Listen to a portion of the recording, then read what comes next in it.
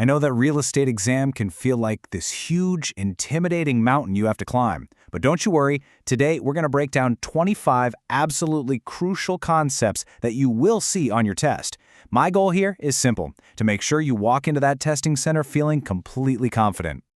Okay, let's dive right in. And listen, we're not just going to skim through answers. Nope, we're going to unlock the why behind every single question.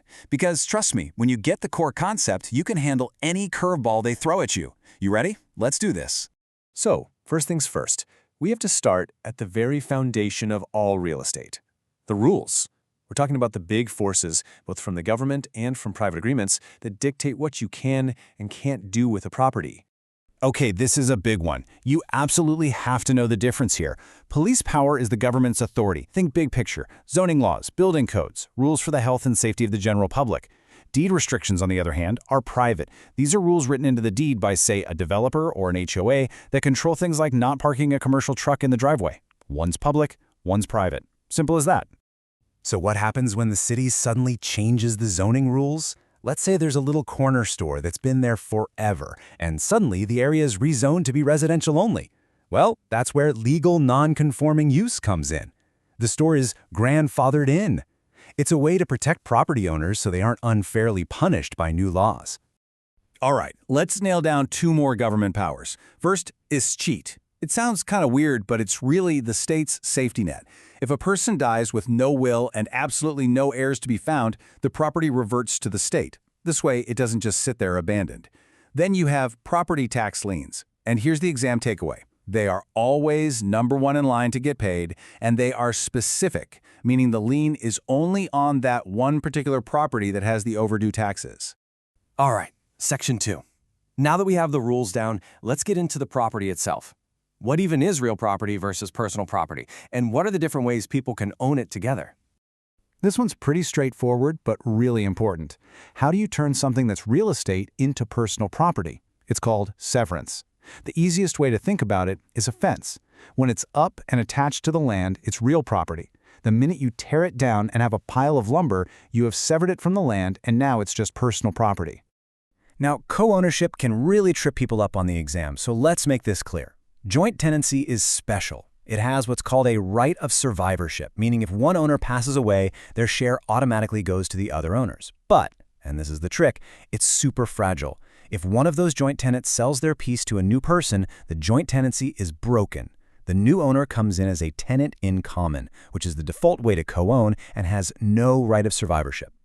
Oh, this happens all the time in the real world. You've got multiple owners, maybe they inherited a property, and they just can't agree. One wants to sell and cash out, the other wants to keep it. They're at a total deadlock. So, what's the legal way out? And here's your answer. It's called a partition lawsuit. It's the legal process that one co-owner can start to force the sale of the property. A judge will step in and either order the land to be physically split up, which is rare, or more likely, order it to be sold and the money divided among the owners. Okay, listen up, because this is a classic exam trap. They love this one. An easement, which is the right to use someone else's land, can be created by long-term hostile use, a process called prescription. But here's the key. You cannot terminate an easement the same way.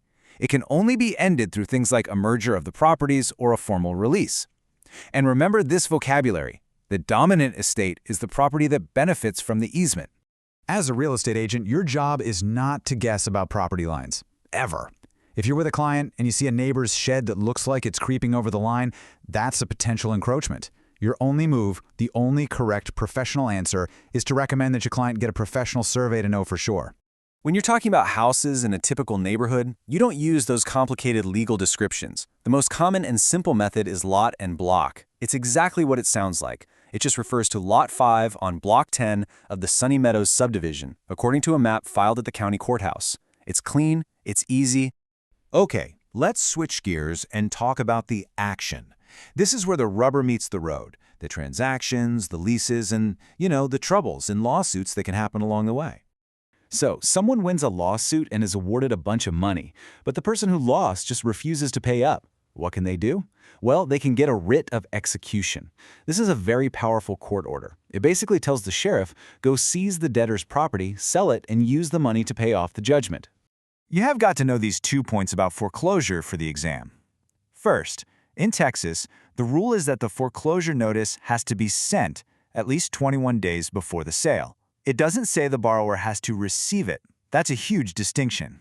Second, with the deed in lieu of foreclosure, where the borrower just hands the keys back to the bank, the big risk for the lender is that they also take on any other liens on the property, like a second mortgage. So a lease can end early in a couple of very different ways. On one side, you have constructive eviction. This is the landlord's fault. Imagine the heat goes out in the middle of winter and a landlord does nothing. The property becomes uninhabitable, so the tenant can legally leave. On the other side, you have mutual rescission. This is the friendly way out, where the landlord and tenant just agree to tear up the lease and part ways. A sale-leaseback is a pretty slick business move. Think about a company that owns its own big warehouse, but is short on cash. They can sell the warehouse to an investor, which gives them a huge influx of money, and then sign a long-term lease to stay right where they are. They get the cash they need without having to disrupt their business. All right, we're on to our final section, and honestly, this might be the most important one. It's all about valuation. How in the world do we figure out what a property is actually worth? You could have a perfect, beautiful house, but its value can still tank because of something happening outside the property lines. Imagine they build a new industrial park right behind your backyard. The noise, the traffic, that's going to lower your home's value. That loss in value is called external obsolescence, a problem you can't fix because it's not on your property. Now compare that to functional obsolescence. This is when the problem is inside the property. It's about poor design or an outdated feature. The classic example they use is a 5-bedroom house that only has one tiny bathroom. It's just not functional for today's market, so its value is lower. For anything to have value in real estate, it needs 4 key things. The easy way to remember it is the acronym DUST. There has to be demand, utility, it has to be useful, scarcity, and transferability. But value is also about the future. That's the principle of anticipation. If people hear a huge new company or a great school is coming to town, property values will start to rise today in anticipation of those future benefits. It is absolutely critical you know the difference between what an agent does and what an appraiser does. An agent provides a market analysis, or a CMA, to help a seller pick a price. And for them, the most important thing is the date of sale on comparable properties.